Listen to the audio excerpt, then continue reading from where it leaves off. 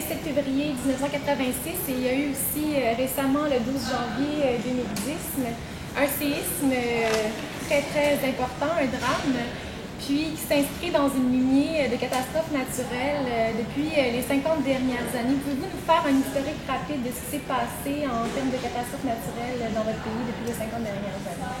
Peut-être c'est un pays qui est très marqué par des catastrophes naturelles. Peut-être c'est un peu difficile de faire l'historique de tout ça, parce que peut-être, moi je crois que l'histoire de ces catastrophes reste à écrire.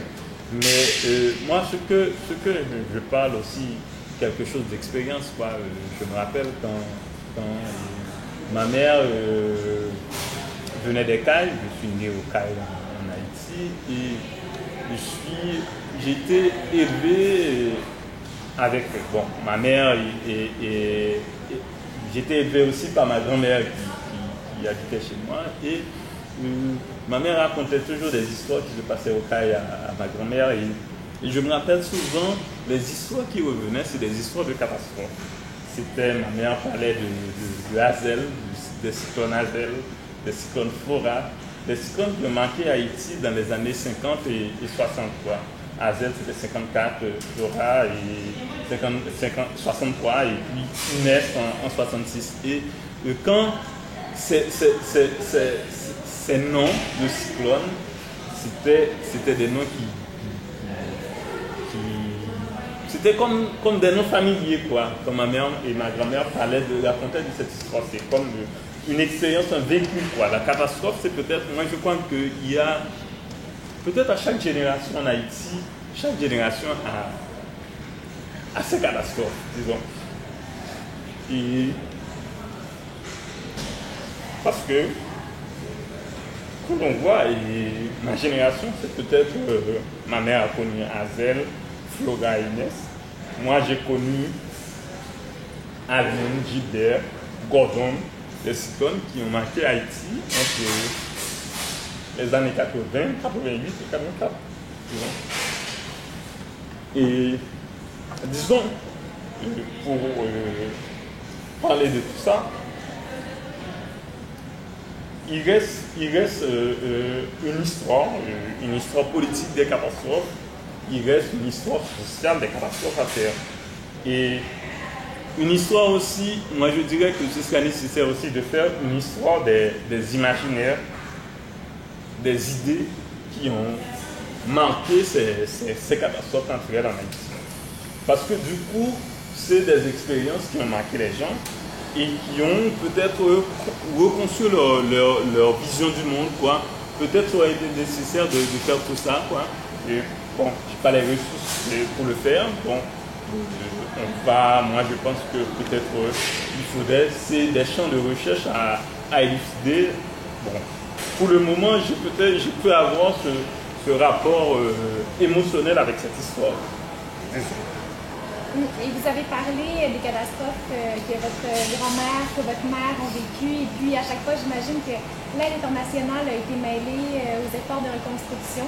Comme c'est le cas en janvier 2010, on parle beaucoup des efforts internationaux pour aider Haïti à s'en sortir.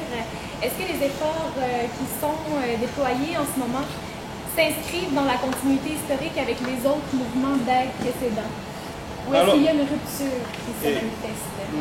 Moi, je dirais que le gros problème avec ces catastrophes naturelles, c'est que c'est souvent des catastrophes naturelles, mais c'est aussi des catastrophes humaines. Moi, je pense que le premier problème qu'on doit remarquer, et quand il est question de catastrophe en Haïti, c'est que, au fond, il y a toujours une catastrophe qui a précédé la catastrophe en tant que telle. Et c'est cette catastrophe qui a précédé la catastrophe naturelle qui a fait que la catastrophe naturelle est beaucoup plus terrible. Et cette catastrophe, moi je crois que c'est le fait qu'on est dans une société où on n'a jamais pensé à la construction de l'État, à un État structuré. Et du coup, ça crée une situation où l'État ne peut pas répondre aux exigences, premièrement, d'abord à l'urgence de la situation, il y a une possibilité d'intervenir, il y a la faiblesse des institutions, la faiblesse de tout, quoi. Et on a vu, peut-être il y avait des choses, des situations avant-coureurs qui annonçaient pour arriver peut-être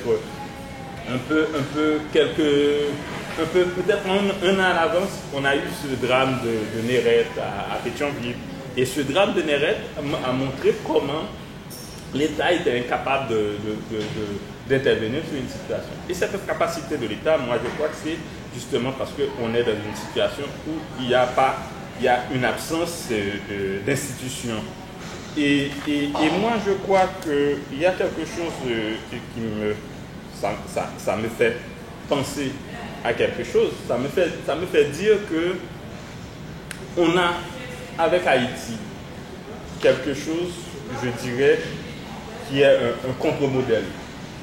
Moi, je crois que Haïti est le contre-modèle, ou du moins de ce que pourrait être une société sans État. Dans les pays occidentaux, il y a des courants anti-État. Il y a si on prend des courants de gauche anti-État, les anarchistes qui sont contre l'État, si on prend des gens qui prônent un libéralisme extrême, de demande de moins d'État, quoi.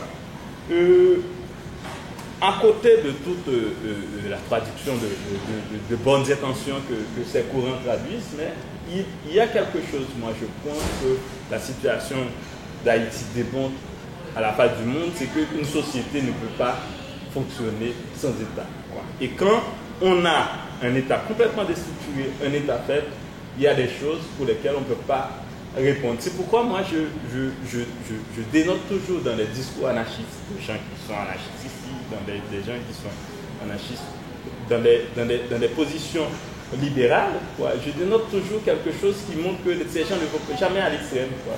Ils vivent quand même dans des sociétés où ils demandent toujours, ils font toujours une exigence d'État, quoi. Ils demandent toujours à l'État d'intervenir parce que justement, la société ne peut pas fonctionner sans État.